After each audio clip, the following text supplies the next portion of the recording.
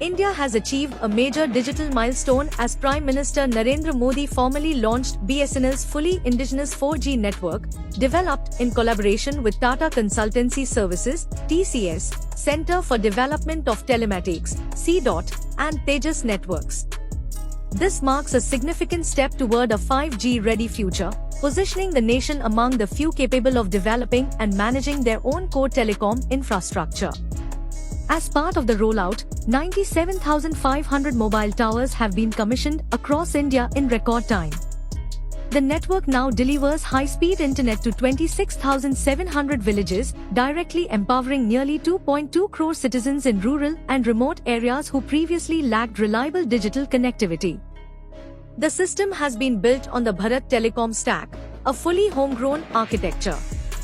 In this framework, CDOT manages the core network, Tejas Networks provides the radio access network, and TCS oversees integration and operations.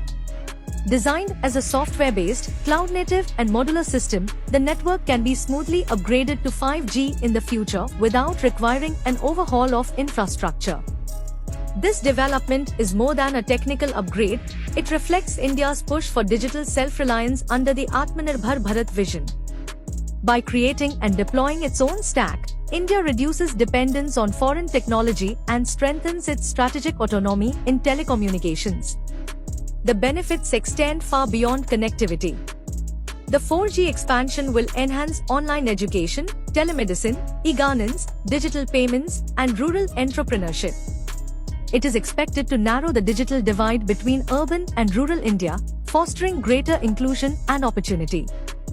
BSNL already reports more than 20 million users on the new network, with plans to expand into enterprise solutions and private 5G networks. Overall, the launch represents a bold stride in India's digital journey, combining scale, speed, and sovereignty as the country moves confidently toward the 5G era.